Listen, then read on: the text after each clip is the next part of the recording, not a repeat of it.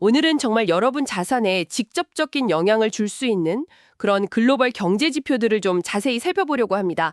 일본이랑 미국 금리 방향, 또 국제 유가는 어떻게 될지.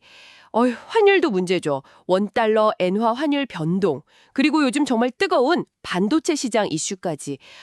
다룰 게 많네요. 네, 목표는 이 복잡한 정보들 속에서요. 여러분이 이거구나 하고 실제 투자 판단에 도움이 될 만한 핵심, 네, 그런 통찰을 딱 짚어드리는 겁니다. 자, 그럼 바로 시작해 볼까요?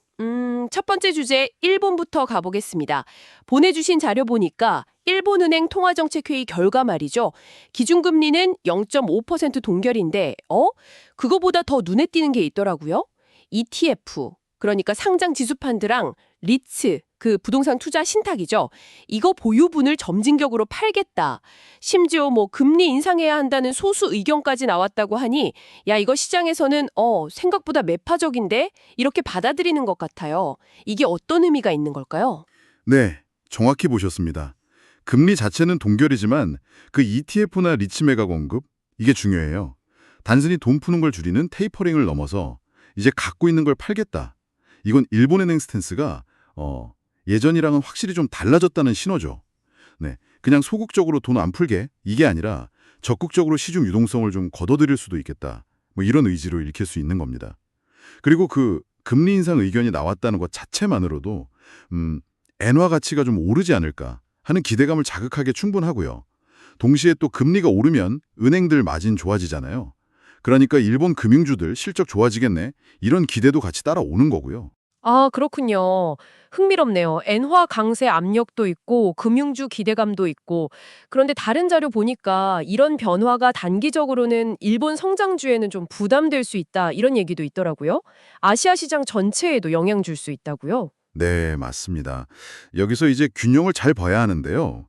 그동안 일본 성장주들 초저금리도 많이 받잖아요. 그래서 밸류에이션도 높았고, 근데 금리가 오를 수 있다. 이러면 좀 취약할 수밖에 없죠. 유동성 줄고 돈 빌리는 비용 늘어날 수 있으니까요. 음. 그리고 이런 변동성이 일본 안에만 머무는 게 아닐 수 있다는 거죠. 일본 자금이 글로벌 시장, 특히 아시아 시장에서 차지하는 비중이 꽤 크거든요. 그러니까 일본 통화 정책이 바뀌면 아시아 자산 전체에 대한 어떤 위험 선호도랄까, 자금 흐름에 영향을 줄 수 있습니다. 아시아 시장 리스크 프리미엄이 좀 조정될 수도 있다. 이런 이야기입니다. 그렇다면 투자자 입장에서는 어떤 점을 좀 주목해야 할까요? 보내주신 노트에 보니까 일본 금융주 관심 있게 봐야 한다, 이런 내용도 있던데요. 네. 그거랑 연결해서 말씀드리면요. 일본 금융주나 아니면 전통적인 가치주들, 얘네들은 이제 순이자 마진, NIM이라고 하죠. 이게 개선될 가능성이 있으니까 주목할 만한 포인트입니다. 근데 중요한 건 이 기대감이 진짜 실적으로 이어지는지 분기 실적 같은 거 나올 때마다 꼭 확인해야 한다는 거죠. 네네. 그리고 또 하나, 엔화 강세 시나리오 대비인데요. 만약에 엔화 가치가 진짜 오른다? 그럼 일본이랑 수출 시장에서 경쟁하는 우리 한국이나 대만 기업들, 여기엔 어떤 영향이 있을까요? 단기적으로는 가격 경쟁력에서 좀 반사이익? 이런 걸 기대할 수도 있지 않을까요? 그렇죠. 그런 측면도 있는데 또 엔화 강세 자체가 아시아 금융시장에 좀 불안 요인이 될 수도 있거든요. 이것도 같이 봐야 해요. 그래서 여러분 포트폴리오에 담긴 한국, 대만 수출 기업들 있잖아요. 얘네들이 환율에 얼마나 민감한지 이걸 한번 다시 따져보시는 게 좋습니다. 그리고 아시아 주식 비중이 좀 높다 하시는 분들은 지금 현금 비중 괜찮은 건지 아니면 엔화 변동성에 대비해서 환해지를 좀 해야 하는 거 아닌지 이런 걸 점검해 볼 때예요. 야, 이게 일본 정책 변화 하나가 여기저기 영향을 미치네요. 나비 효과 같아요. 좀 세심하게 봐야겠습니다. 자, 그럼 이번엔 태평양 건너 미국으로 가보죠. 연준 금리 전망 자료들을 보니까 와, 시장 기대가 연준보다 훨씬 앞서가고 있다. 이런 분석이 많더라고요. 네, 금리 선물 시장은 연준 점도표보다 훨씬 더 빠르고 더 크게 금리 내릴 거다. 이걸 이미 가격에다 반영하고 있다는 거죠. 덕분에 장기채 금리 떨어지고 기술주 중심 성장주들이 다시 좀 힘을 받는 것 같긴 한데, 근데 보내주신 분석 보고서 중 하나는 이런 낙관론이 오히려 기대 되돌림 위험을 키울 수 있다, 이렇게 경고하고 있더라고요. 네, 맞아요. 이게 시장 기대가 현실보다 너무 앞서 나갈 때 항상 나타나는 현상인데요. 만약에 말이죠. 다들 금리 내릴 거라고 기대하는데 물가가 생각보다 안 잡혀요. 혹은 경제 지표가 예상보다 너무 좋아요. 그럼 연준 입장에서는 굳이 금리 인하를 서두를 이유가 없잖아요. 그렇죠. 오히려 시점을 늦추거나 내리는 폭을 줄일 수도 있죠. 그렇게 되면 시장에 미리 반영됐던 기대감이 확 식으면서 가격 조정이 올 수 있습니다. 특히 이런 국면에서 좀 취약한 자산들이 있어요. 그게 바로 듀레이션, 그러니까 투자 원금 회수하는 데 걸리는 평균 시간, 이게 긴 자산들이에요. 아, 듀레이션. 네, 대표적으로 성장주나 장기 채권 같은 것들이죠. 얘네들은 금리 변화에 엄청 민감하거든요. 그래서 금리 인하 기대가 좀 뒤로 밀리면 변동성이 확 커지면서 타격을 입을 수 있습니다. 아, 듀레이션이 길수록 금리 변화에 더 민감하다는 거군요. 알겠습니다. 그럼 지금처럼 금리 인하 기대감도 있고 또 위험 요인도 같이 있는 이런 상황에서는 어떻게 접근해야 할까요? 뭐 성장주나 장기채 그냥 막 사기는 좀 부담스러운데요. 네, 맞습니다. 그래서 지금은 진짜 균형 감각이 중요해요.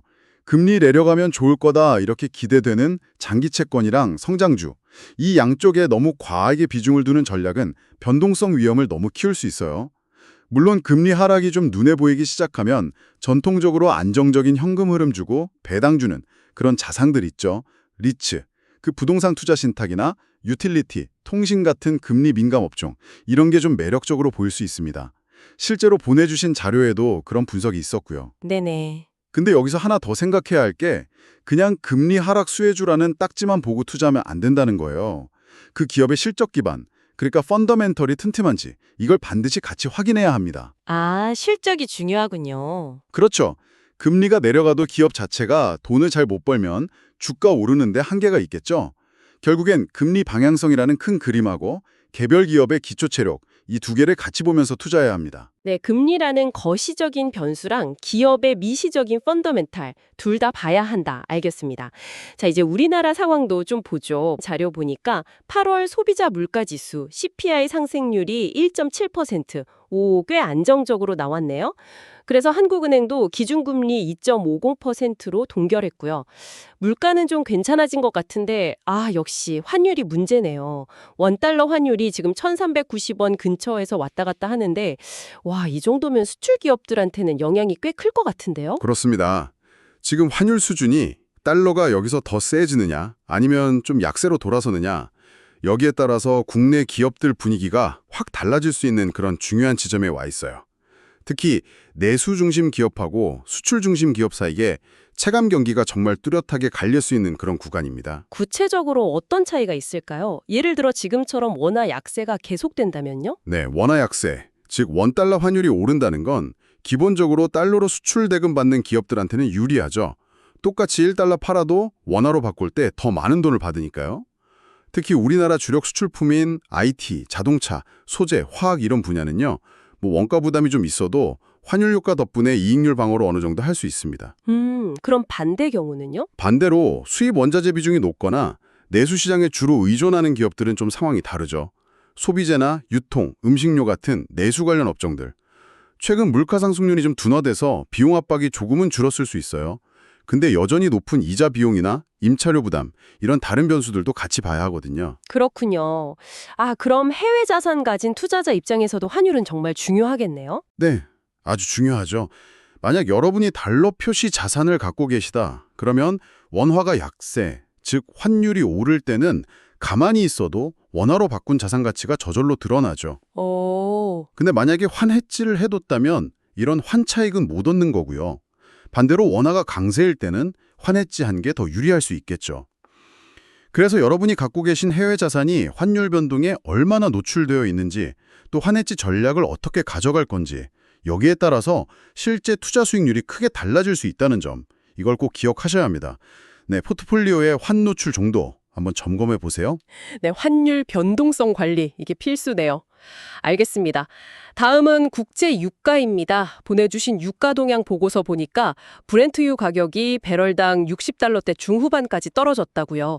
하락 압력이 꽤 센 모양인데요. 어떤 배경이 있는 건가요? 네, 여러 요인이 좀 복합적으로 작용하고 있습니다. 우선 공급 쪽을 보면요. 오펙 플러스, 그러니까 석유 수출국 기구랑 주요 산유국들 협의체죠. 여기서 기존에 감산하던 규모를 좀 완화할 수 있다. 이런 전망이 나오고 있어요. 그리고 또 서방 제재에도 불구하고 러시아산 원유가 계속 시장에 나오고 있다는 점도 공급 부담을 좀 더하고 있고요. 아, 공급이 늘어날 수 있다. 수요는 어떤가요? 수요 쪽에서는 글로벌 경기가 좀 둔화될 거라는 우려가 커지면서 원유 수요 자체가 줄어들 수 있다. 이런 전망에 힘이 실리고 있습니다. 이런 공급 증가 가능성이랑 수요 둔화 우려, 이게 딱 맞물리면서 유가 상승을 좀 억누르고 있는 그런 상황입니다. 다만 중동 지역의 지정학적 긴장이라든지 아니면 예상치 못한 생산 차질 같은 돌발 변수들, 이런 건 여전히 유가를 흔들 수 있는 잠재적인 위험 요인이죠. 와, 유가 예측은 진짜 어렵네요. 그럼 에너지 관련 투자는 어떤 관점에서 접근하는 게 좋을까요? 유가 하락에 베팅해야 하나요?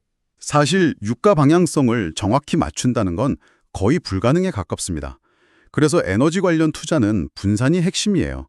특정 원유 회사 주식이나 원유 선물 ETF 같은 거 하나에 집중하기보다는 정유, 탐사개발 기업, 아니면 에너지 인프라 관련 기업들, 이렇게 다양한 에너지 관련 자산을 좀 같이 담는 바스켓 형태. 이게 변동성 관리에 더 유리할 수 있습니다. 분산 투자. 네. 또 다른 관점에서 보면 유가가 좀 아래로 안정되는 모습을 보이면요. 항공이나 해운 같은 운송업종, 그리고 원료비 부담 큰 화학업종, 이런 데는 비용 절감 효과가 있거든요. 이런 유가 하락 수혜주에 관심을 갖는 것도 좋은 전략이 될 수 있고요. 아하. 만약에 배당 수익을 목적으로 에너지 주식에 투자하신다면 유가가 좀 떨어지더라도 안정적으로 현금 흐름을 유지할 수 있는, 그러니까 재무 구조가 튼튼한 기업을 잘 골라내는 게 중요합니다. 그리고 늘 염두에 둬야 할 게 예상치 못한 지정학적 이벤트 같은 걸로 유가가 갑자기 뛸 수도 있잖아요. 그러니까 포트폴리오 일부는 현금으로 좀 갖고 있거나 옵션 같은 걸 활용해서 위험을 관리하는 전략도 생각해 볼 수 있습니다. 네, 분산과 위험 관리. 에너지 투자에서도 기본 원칙이네요. 자, 마지막으로 정말 뜨거운 분야죠. 반도체 시장의 변화 살펴보겠습니다. 보내주신 자료들 중에 진짜 흥미로운 내용 많았어요. 먼저 삼성전자가 12단 HBM3E. 여기서 HBM은 고대역 포개물이죠. 네, 이 제품으로 엔비디아 품질 테스트 통과해서 공급 준비 들어갔다. 이게 큰 뉴스더라고요. 그동안 SK하이닉스가 HBM 시장 거의 주도했는데 이제 진짜 경쟁 시작인가요? 네, 그렇습니다. 삼성전자가 HBM 시장에 본격적으로 뛰어든 건 이 AI 반도체 공급망의 정말 중요한 변화라고 봐야 해요. 그동안 AI 칩 선도주자인 엔비디아 입장에서는 HBM을 안정적으로 받는 게 중요했는데 SK하이닉스 말고 삼성전자라는 아주 강력한 공급처를 추가로 확보하게 된 거잖아요. 그렇죠. 이건 HBM 시장 경쟁을 더 촉진시킬 거고요. 중장기적으로는 가격 안정화나 공급량 억대에도 기여할 수 있습니다. AI 생태계 전체로 보면 꽤 긍정적인 신호로 볼 수 있죠. 공급망 다변화. 의미가 크네요. 그런데 더 놀라운 소식은 엔비디아가 인텔에 50억 달러? 와, 엄청난 규모네요. 지분 투자하고 협력하기로 했다는 거. 이게 경쟁사로 생각했던 두 회사가 손을 잡은 건데 보내주신 분석글 중에는 이걸 그냥 협력 정도가 아니라 현재 파운드리, 그러니까 반도체 위탁 생산 시장의 절대 강자인 TSMC 아성에 도전하는 반도체 지각 변동의 신호탄 아니냐, 이런 해석도 있던데 어떻게 보십니까? 네, 상당히 의미심장한 움직임이죠. 엔비디아가 인텔에 투자하고 협력한다. 여기에는 여러 가지 전략적인 계산이 깔려 있다고 봐야 합니다. 우선 엔비디아는 자기들이 설계한 칩 생산을 주로 TSMC에 맡겨왔잖아요. 근데 인텔의 파운드리 역량을 활용해서 공급망을 좀 다변화하려는 의도가 있을 수 있고요. 아하. 동시에 인텔의 CPU 기술하고 엔비디아의 GPU, AI 기술 이걸 결합해서 데이터 센터나 PC 플랫폼에서 시너지를 내보겠다, 이런 목적도 있을 겁니다. 인텔 입장에서는 엔비디아라는 큰 고객을 확보하고 또 AI 시대를 맞아서 자기네 기술 경쟁력을 강화할 기회를 얻는 거고요. 네네. 말씀하신 것처럼 이 협력이 잘 진행된다면 장기적으로는 TSMC 중심의 파운드리 시장 구도에 좀 균열을 낼 수 있는 잠재력 분명히 있습니다. 물론 인텔이 파운드리 경쟁력을 단기간에 얼마나 끌어올릴 수 있을지는 좀 지켜봐야겠지만요. 그래도 반도체 산업의 경쟁 구도를 더 복잡하고 다층적으로 만들 거는 분명해 보입니다. 와, 진짜 흥미진진한데요. HBM 경쟁 심화에 엔비디아, 인텔 동맹까지.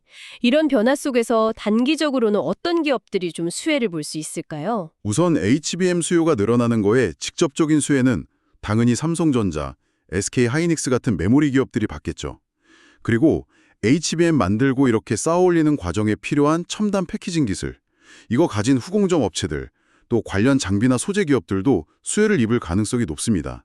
보내주신 자료에도 관련 기업들 리스트가 있었고요. 네. 그리고 엔비디아 인텔 협력권은 단기적으로는 인텔 주가에 좋은 영향을 줬지만 이건 좀 중장기적인 파급 효과를 봐야 해요. 만약에 인텔 파운드리 경쟁력이 정말 강해진다면 관련 장비, 소재 생태계 전반에 걸쳐서 새로운 기회가 열릴 수 있습니다. 이게 단순히 TSMC 경쟁자가 하나 더 생겼다, 이걸 넘어서요. 요즘 지정학적 위험 때문에 글로벌 반도체 공급망이 좀 불안정하잖아요. 이걸 안정화하는 데도 기여할 수 있고요. 그래서 투자자 입장에서는 이렇게 계속 변하는 반도체 공급망의 큰 그림을 놓치지 않으면서 특정 기업 하나보다는 관련 밸류체인 전반에 걸쳐서 분산 투자하는 전략, 이게 좀 유효할 수 있습니다. 변화 가능성부터 시작해서 변동성 큰 유가, 환율 시장, 그리고 격변하는 반도체 산업까지. 와, 이 모든 걸 종합했을 때 지금 상황을 어떻게 딱 요약하고 투자 전략 방향을 어떻게 잡아가면 좋을까요? 네, 오늘 분석한 자료들을 바탕으로 몇 가지 핵심 포인트만 딱 정리해 보겠습니다. 첫째, 금리 경로 불확실성 대비, 이거 중요합니다. 미국 금리 인하 기대는 있지만 속도나 폭은 아직 모르잖아요. 그러니까 포트폴리오에 중단기 채권이나 현금성 자산을 좀 적절히 섞어서 변동성 관리가 필요합니다. 네, 중단기 채권과 현금. 둘째, 환율 변동성 고려한 자산 관리 꼭 하셔야 합니다. 여러분이 가진 자산의 환율 민감도 파악하시고 필요하다면 환해지 전략 써서 환율 변동이 전체 포트폴리오에 미치는 영향을 관리해야 하고요. 셋째, 반도체 투자는 분산이 핵심입니다. HBM, 파운드리, 팹리스, 후공정, 장비, 소재 어느 하나에 몰빵하기보다는 관련 밸류체인 전반에 걸쳐서 유망한 기업들을 함께 담는 바스켓 접근.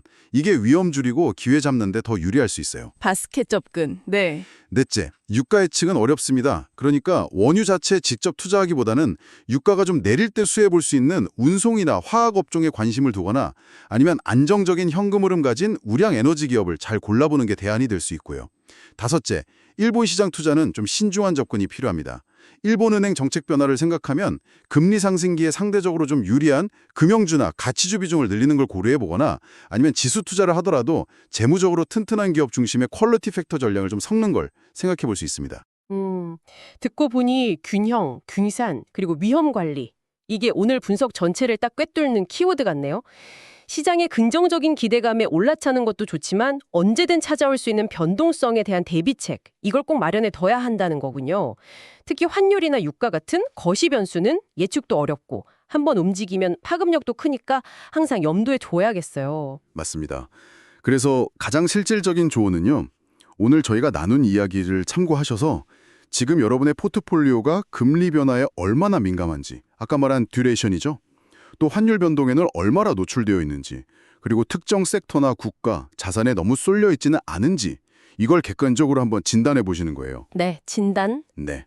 그리고 그 진단 결과를 바탕으로 현재 시장 상황에 맞게 자산 비중을 다시 조정하는 거. 이게 지금 필요한 행동입니다. 네, 포트폴리오 점검 정말 시급해 보입니다. 마지막으로요, 오늘 다룬 내용에서 한 걸음 더 나아가서 생각해 볼 만한 질문을 하나 던져드리고 싶습니다. 오늘 저희가 살펴본 것처럼 금리, 환율, 유가, 기술 이런 다양한 글로벌 요인들이 점점 더 복잡하게 얽히고 있잖아요. 이런 상황에서 과거에는 비교적 안정적이라고 생각했던 서로 다른 자산군 사이의 상관관계 있잖아요. 예를 들면 주식하고 채권의 관계라든지 아니면 기술주랑 가치주의 관계 같은 거요. 이런 관계가 앞으로는 우리가 전혀 예상치 못한 방식으로 어떻게 변할 수 있을까? 그리고 이런 잠재적인 상관관계 변화에 우리는 또 어떻게 대비해야 할까? 이걸 한번 깊이 고민해 보시는 것도 의미 있는 시간이 되지 않을까 싶습니다. 다음 분석에서 더 깊은 통찰로 찾아뵙겠습니다.